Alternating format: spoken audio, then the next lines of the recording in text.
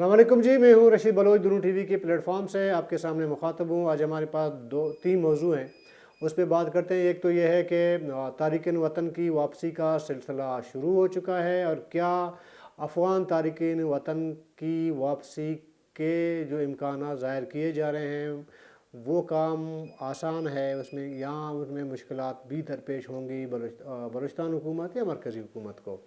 और दूसरी बात या दूसरा मौजू इस पे बात कर लेते हैं कि साबिक़ वज़ीर आला बलूचिस्तान कोई 2-2.5 महीने के बाद फिर मंज़र आम पर आ गए हैं और सियासी उनकी मुलाकातें भी शुरू हो चुकी हैं और बाप को वो मुनज़्ज़म कर पाएंगे, इस पे भी बात करते हैं। लेकिन आगे बढ़ने से कबल जो हमारे यूट्यूब के नाज़रीन हैं वो हमें सब्सक्राइब कर दें, घंटी का बटन दबा दें, अपना फीडबैक दे दें, और जो हमारे फेसबुक के नाज़रीन हैं वो हमें लाइक कमेंट ज़रूर कर दें और हो सके तो वीडियो शेयर भी कर सकते हैं। अच्छा जी, सबसे पहले शुरू ये करते हैं कि आज अपेक्स कमेटी की जो है इजलास हुई है कोयटा में वज़ीर-ए-आज़म पाकिस्तान की ज़ेर सदारत, जिसमें वज़ीर दाखिला, IG पुलिस, IG FC, वज़ीर आला बलूचिस्तान और बाकी जो सरकारी ओहदेदार हैं या रियासती ओहदेदार हैं उन्होंने इसमें शिरकत की। अब तक जो मालूमात मिली हैं उसमें यह है कि सबसे ज़्यादा जो डिस्कस हुई है वो ये है कि जो तारिकीन वतन हैं, यानी कि अफ़गान, ज़्यादातर ज़ाहिर है कि अफ़गान मुहाजिर हैं, उनकी वापसी कैसे मुमकिन बनाई जा सकती है।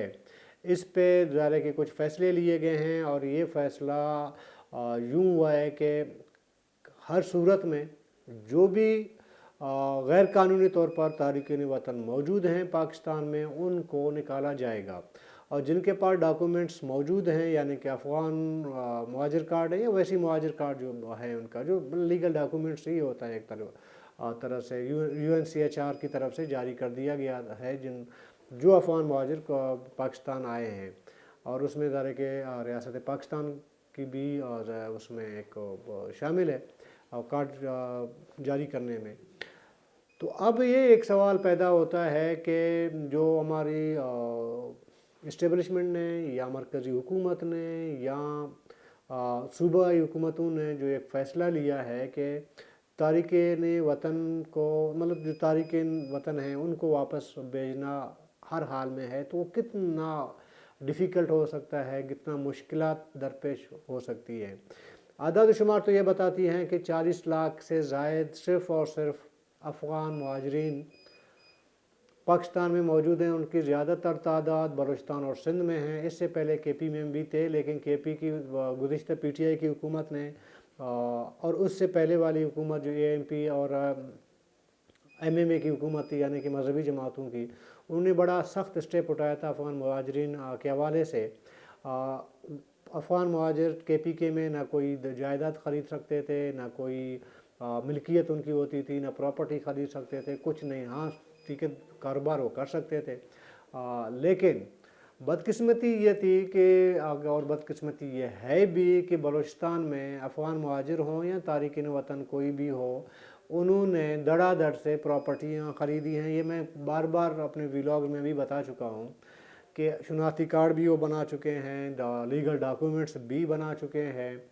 तो उनकी जो है वतन वापसी के इम्कानात किस हद तक मुमकिन है और मुश्किलात क्या दरपेश हो सकती है।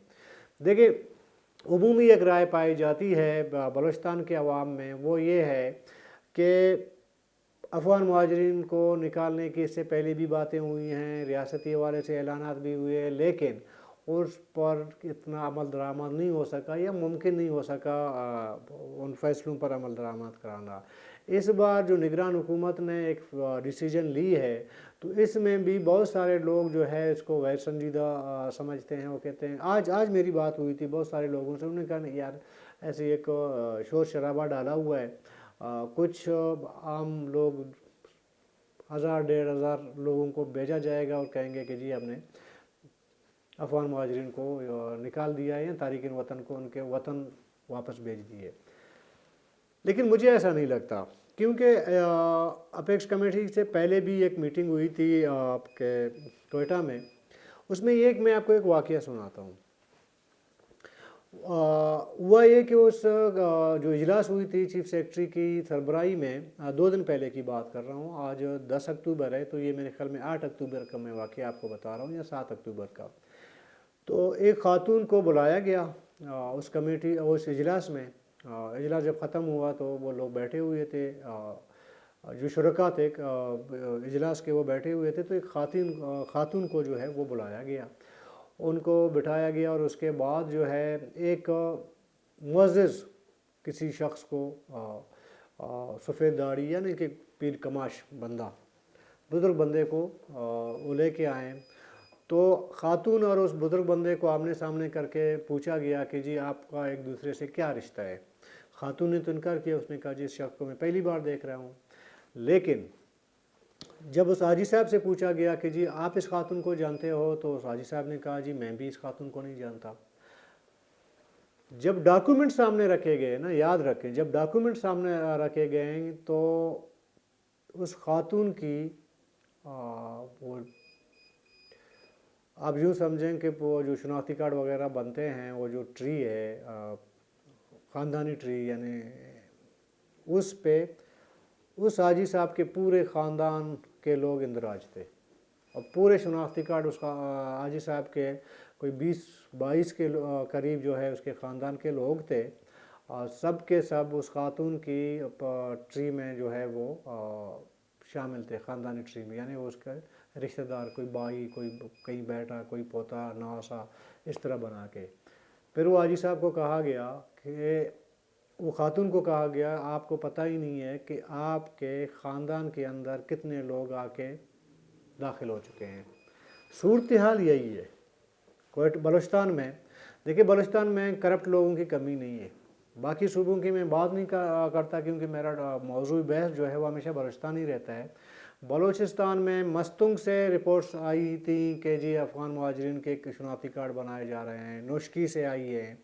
और मैं नाम नहीं लूँगा, एक बड़ा मुअज़्ज़िज़ और पढ़ा लिखा दानिश्वर कालम नवीस,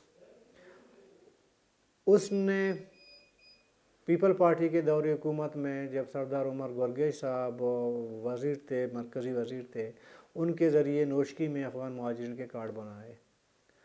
और पीपल पार्टी के दौर में मस्तंग में बहुत बड़ा स्कैंडल हुआ था कि यहाँ पे धड़ाधड़ अफ़गान मुहाजिरीन के कार्ड बनाए जाते हैं। और कोयटा लें, कोयटा में 1,00,000-1.5 लाख में किसी भी गैर मुल्की की शनाख्ती कार्ड आप बना सकते हैं। अभी नहीं मुझे पता, जब से फ़ैसला हुआ है नहीं पता, इससे पहले ये धंधे होते रहे हैं।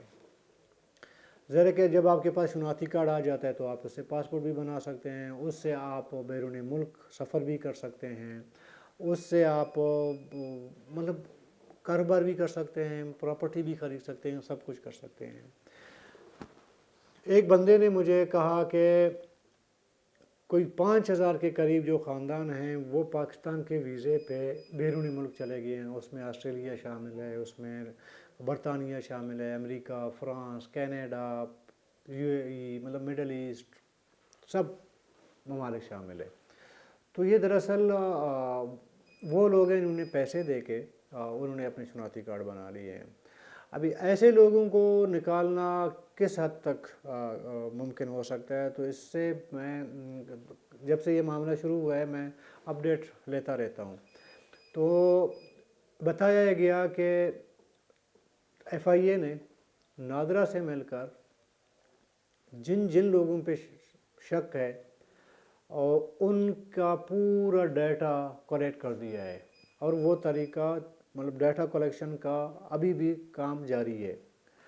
इस वक्त जो लोग जा रहे हैं ना अफ़गानिस्तान, वो हैं जिनके पास कोई लीगल डॉक्यूमेंट्स नहीं है, यानी कोई इलीगल रह रहे थे। उनको पता है कि हमारे पास नहीं है, इससे पहले कोई और परेशानी हमारा सामना करे तो हम निकल के चले जाएंगे। अब तक की जो इतलात हैं उसमें ये बताया जा रहा है, जो ऑफिशियली नहीं अनऑफिशियली रिपोर्ट ये आई है कि कोई 750 के करीब ख़ानदान अफ़गानिस्तान जा चुके हैं, और ये सिलसिला जारी है। ये वो गरीब तबका है जो मज़दूरी करते हैं या उनका कोई प्रॉपर्टी नहीं है बलूचिस्तान या सिंध में। सिंध में तो बाद में चले गए हैं जी, पहले तो बलूचिस्तान से ही होके चले जाते हैं। KPK ने तो वैसे कानून सख्त कर दिए। तो इसी कोयटा शहर में मैं आपको दर्जनों प्रॉपर्टी दिखा सकता हूँ, वो अफगान मुहाजिरीन की हैं।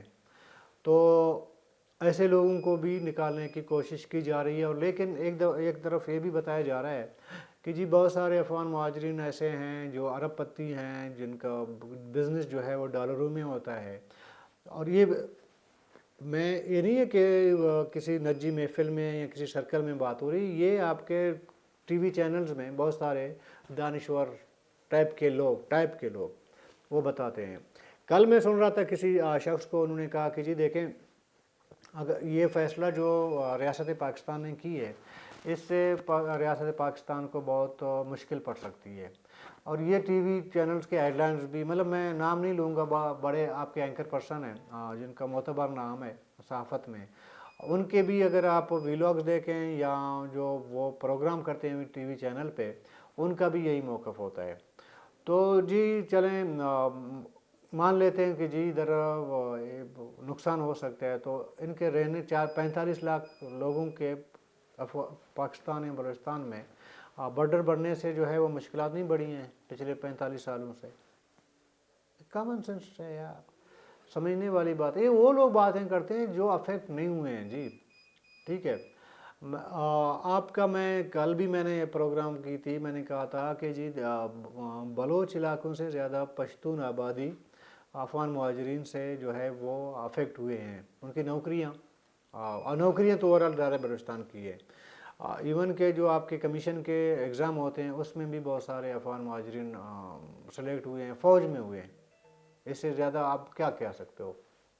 मतलब फ़ौज में भी अफगान मुहाजिरीन भर्ती हुए हैं, वो भी सेकंड लेफ्टिनेंट वगैरह के, उनका जो कमीशन होता है उस तरह।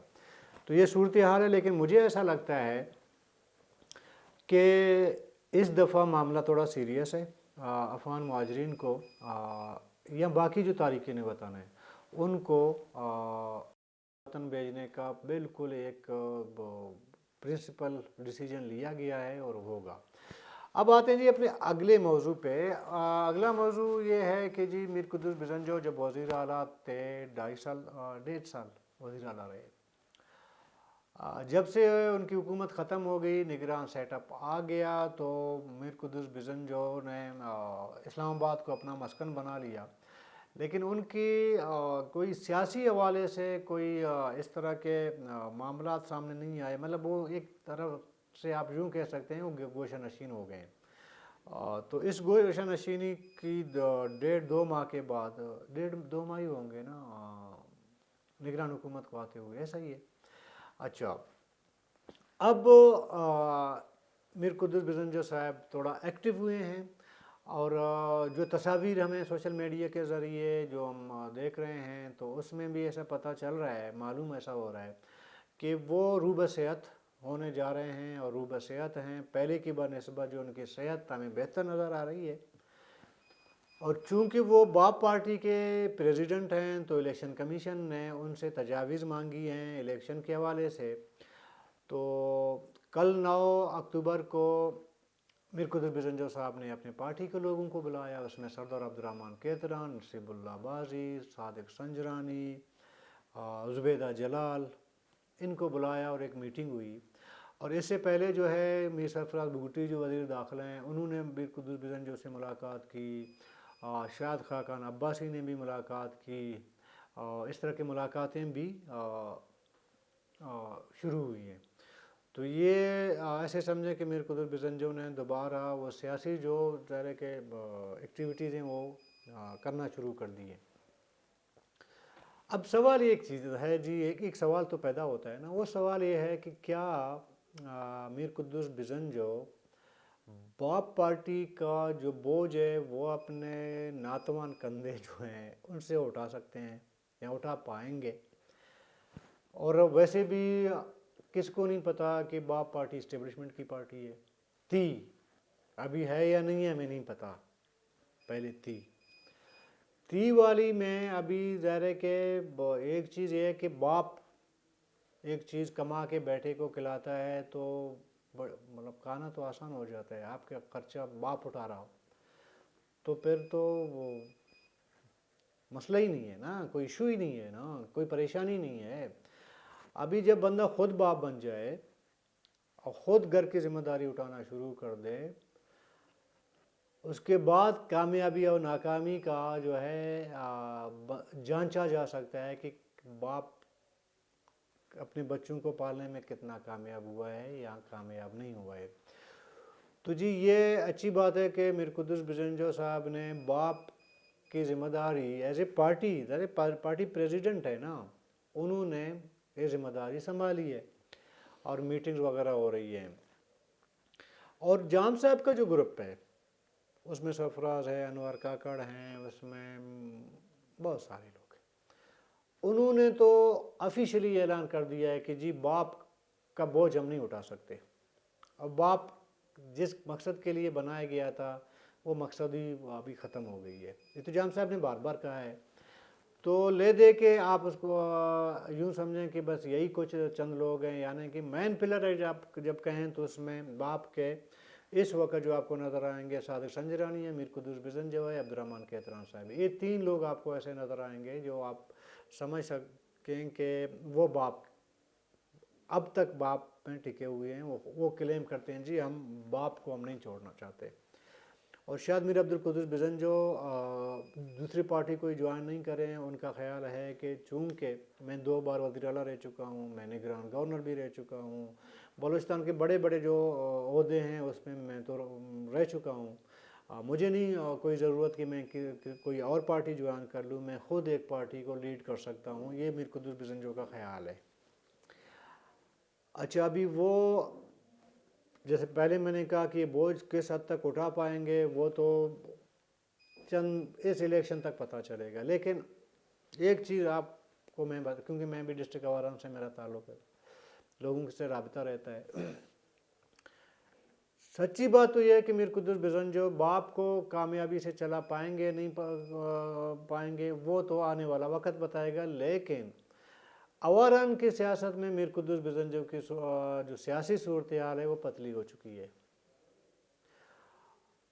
अभी पहले तो आवारान की सियासत यानी आवारान में अपना वो जो एक यूँ समझें कि वो ज़रा कि मजबूत एक कैंडिडेट हमेशा रहे हैं, कहीं से उसको सपोर्ट मिला होगा, हमेशा मिलती रही है ना। मेरा ख्याल है कि बाप को चलाना अपनी जगह वो ठीक है, आप एज ए लीडर वो उनको चलाना चाहिए, लेकिन अपने घर का भी हाल लेना चाहिए।